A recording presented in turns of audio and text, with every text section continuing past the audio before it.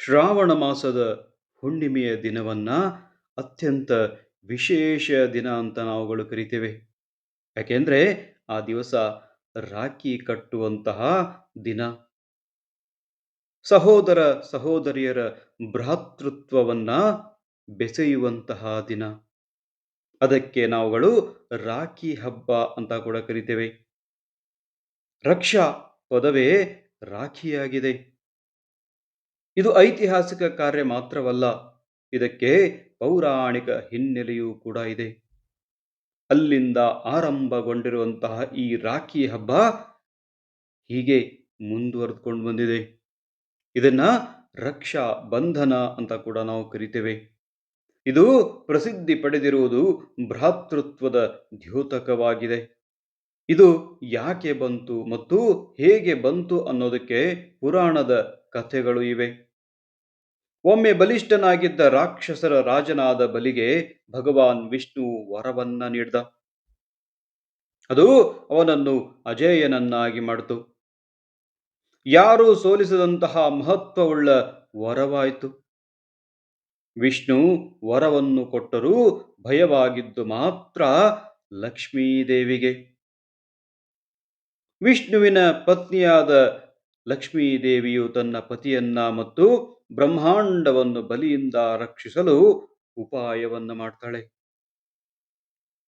ಲಕ್ಷ್ಮೀದೇವಿಯು ಬಲಿಯ ಮಣಿಕಟ್ಟಿನ ಸುತ್ತಲೂ ಪವಿತ್ರವಾದ ಸೂತ್ರವನ್ನ ಕಟ್ತಾಳೆ. ಅಷ್ಟೇ ಮಾತ್ರ ಅಲ್ಲ, ಅವನನ್ನ ತನ್ನ ಸಹೋದರ ಅಂತ ಕೂಡ ಘೋಷಿಸಿಕೊಳ್ತಾಳೆ ತಾಯಿ ಮಹಾಲಕ್ಷ್ಮಿ. ಇದರಿಂದ ಬಲಿಯು ಸಹೋದರಿಯಾಗಿ, ಲಕ್ಷ್ಮಿ ಹಾಗೂ ವಿಷ್ಣುವು ಸಹೋದರಿಯ ಪತಿಯಾಗಿಯೂ ಇರುವಂತಹ ಸಂಬಂಧ ಉತ್ಪತ್ತಿಯಾಯಿತು. ಅವರನ್ನ ರಕ್ಷಿಸುವ ಹೊಣೆಗಾರಿಕೆ ಬಲಿಗೆ ಬಂತು. ಇನ್ನೊಂದು ಮಹಾಭಾರತದಲ್ಲಿ ಒಂದು ಪ್ರಸಂಗ ಉತ್ಪತ್ತಿಯಾಗುತ್ತೆ, ಕಥೆ ಇದೆ. ರಾಜಸೂಯ ಯಾಗದ ಸಂದರ್ಭದಲ್ಲಿ ದುಷ್ಟನಾದ ಶಿಶುಪಾಲನ ಶಿರಚ್ಛೇದನವನ್ನ ಮಾಡುವಾಗ ಶ್ರೀಕೃಷ್ಣನ ಬೆರಳಿಗೆ ಗಾಯವಾಗುತ್ತೆ ಆ ಸುದರ್ಶನ ಚಕ್ರದಿಂದ. ಆಗ ಪಾಂಡವರ ಪತ್ನಿಯಾದ ದ್ರೌಪದಿಯು ತನ್ನ ಸೀರೆಯ ತುಂಡನ್ನ ಹರಿದು ಕೃಷ್ಣನ ಬೆರಳಿಗೆ ಕಟ್ತಾಳೆ. ರಕ್ತಸ್ರಾವವನ್ನ ತಡಿತಾಳೆ ದ್ರೌಪದಿ. ಕೃಷ್ಣನು ಅದಕ್ಕೆ ಪ್ರತಿಯಾಗಿ ದ್ರೌಪದಿಯನ್ನು ಯಾವುದೇ ತೊಂದರೆಯಿಂದ ರಕ್ಷಿಸುವುದಾಗಿ ಭರವಸೆಯನ್ನ ನೀಡ್ತಾನೆ. ಮುಂದೆ ದ್ರೌಪದಿಯ ವಸ್ತ್ರಾಪಹರಣ ಕಾಲದಲ್ಲಿ ದ್ರೌಪದಿಯನ್ನ ರಕ್ಷಿಸುವಂತಹ ಕಥೆ ತಮಗೆಲ್ಲರಿಗೂ ತಿಳಿದಿರುವಂತಹದ್ದೇ.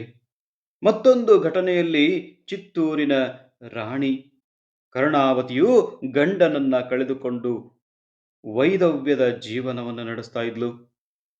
ಆಗ ಆಕೆಯು ಚಕ್ರವರ್ತಿ ಹುಮಾಯೂನನಿಗೆ ರಾಖಿಯನ್ನ ಕಳಿಸಿಕೊಡ್ತಾಳೆ.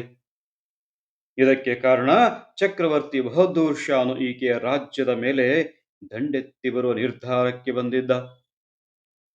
ಆಗ ಆಕೆಯು ಹುಮಾಯೂನನ ಸಹಾಯವನ್ನ ಬಯಸಿ ರಾಖಿಯನ್ನ ಕಳುಹಿಸಿಕೊಟ್ಟಿದ್ದಳು. ಇದನ್ನು ಮುಟ್ಟುವ ಮೂಲಕ ಸ್ವೀಕರಿಸಿದ ಹುಮಾಯೂನನು ತನ್ನ ಸೇನೆಯನ್ನ ರಾಣಿ ಕರ್ಣಾವತಿಯ ಸಹಾಯಕ್ಕೆ ಧಾವಿಸುವಂತೆ ಸೂಚಿಸಿದ. ಆದರೆ ಸೈನ್ಯವು ಅಲ್ಲಿಗೆ ತಲುಪಲು ತಡವಾಯಿತು. ಇದೇ ವೇಳೆಗೆ ರಾಣಿ ಕರ್ಣಾವತಿಯು ಇತರೆ ಹೆಂಗಸರೊಂದಿಗೆ ಕೂಡಿ ತನ್ನ ಮಾನ ರಕ್ಷಣೆಗಾಗಿ ಜೌಹರ್ ಮಾಡಿಕೊಳ್ಳುವ ಮೂಲಕ ಪ್ರಾಣದ ತ್ಯಾಗವನ್ನ ಮಾಡಿದ್ದಳು. ಮುಂದೆ ಬಹದ್ದೂರ್ ಶಾನನ್ನು ಹುಮಾಯೂನ್ ಹೊರಗೆ ಹಾಕಿ ಕರ್ಣಾವತಿಯ ಮಗ ವಿಕ್ರಮಜೀತನನ್ನ ಸಿಂಹಾಸನದಲ್ಲಿ ಕೂರಿಸಿದ್ದ ಅನ್ನುವಂತಹದ್ದು ಇತಿಹಾಸ ಬಂಧುಗಳೇ. ಹೀಗೆ ಭಾರತೀಯರು ಭ್ರಾತೃತ್ವವನ್ನ ಬೆಳೆಸಲು, ತೊಂದರೆಯಿಂದ ತಮ್ಮನ್ನು ಕಾಪಾಡಿಕೊಳ್ಳಲು ಸ್ತ್ರೀಯರು ಈ ಹಬ್ಬವನ್ನ ಆಚರಣೆಯನ್ನ ಮಾಡ್ತಾರೆ. ಪುರುಷರು ಸಹೋದರಿಯನ್ನು ರಕ್ಷಿಸುವಂತಹ ಹೊಣೆಗಾರಿಕೆಯನ್ನ ಹೊತ್ಕೊಂಡು ಆಕೆಗೆ ಮತ್ತು ಆಕೆಯ ಪರಿವಾರಕ್ಕೆ ರಕ್ಷಣೆಯಾಗಿರುವುದು ಹಬ್ಬದ ಉದ್ದೇಶ. ರಕ್ಷಾ ಬಂಧನವನ್ನ ಮಾಡುವಾಗ ಹೀಗೆ ಹೇಳಬೇಕು. ಈ ಹಬ್ಬವು ಮುಖ್ಯವಾಗಿ ಬಲಿ ಹಾಗೂ ಲಕ್ಷ್ಮೀ ದೇವಿಯ ನಡುವಿನ ಭ್ರಾತೃತ್ವವನ್ನ ಇಟ್ಟುಕೊಂಡಿರುವಂತಹದ್ದು ಬಂಧುಗಳೇ. ಏನ ಬದ್ಧೋ ಬಲಿ ರಾಜ ದಾನವೇಂದ್ರೋ ಮಹಾಬಲಃ ತೇನ ತ್ವಾಮಪಿ ಬದ್ನಾಮಿ ರಕ್ಷೇ ಮಾಚಲ ಮಾಚಲ.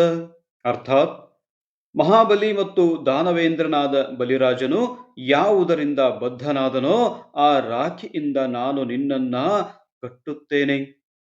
ಎಲೈ ರಾಖಿಯೇ, ನೀನು ವಿಚಲಿತಳಾಗಬೇಡ.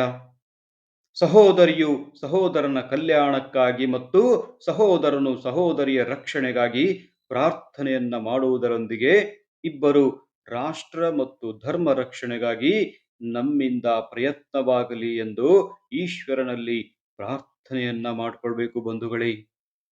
ಇಂತಹ ಸಂದರ್ಭದಲ್ಲಿ ಸಹೋದರಿಯ ರಕ್ಷಣೆಗೆ ನಿಲ್ಲುವಂತಹದ್ದು ಪ್ರತಿಯೊಬ್ಬ ಸಹೋದರನ ಕರ್ತವ್ಯವಾಗಿದೆ, ಧರ್ಮವಾಗಿದೆ. ತಮಗೂ ಕೂಡ ರಕ್ಷಾಬಂಧನದ ಹಾರ್ದಿಕ ಶುಭಾಶಯಗಳು. ಬಂಧುಗಳೇ, ಈ ಗುರುಸೇವಕನ ಯೂಟ್ಯೂಬ್ ಚಾನಲ್ ಅನ್ನ ಈವರೆಗೂ ಸಬ್ಸ್ಕ್ರೈಬ್ ಮಾಡ್ಕೊಂಡಿಲ್ಲ ಅಂದ್ರೆ ಕೂಡಲೇ ಸಬ್ಸ್ಕ್ರೈಬ್ ಮಾಡ್ಕೊಳ್ಳಿ. ಈ ವಿಡಿಯೋ ನಿಮಗೆ ಇಷ್ಟ ಆದರೆ ಲೈಕ್ ಮಾಡಿ, ಕಾಮೆಂಟ್ ಮಾಡಿ ಮತ್ತು ತಪ್ಪದೆ ಇತರರಿಗೂ ಶೇರ್ ಮಾಡಿ. ಸದಾ ಕಾಲ ಸಕಾರಾತ್ಮಕವಾಗಿ ಯೋಚನೆಯನ್ನ ಮಾಡಿ. ಶುಭ ದಿನ, ಶುಭವಾಗಲಿ ಬಂಧುಗಳೇ.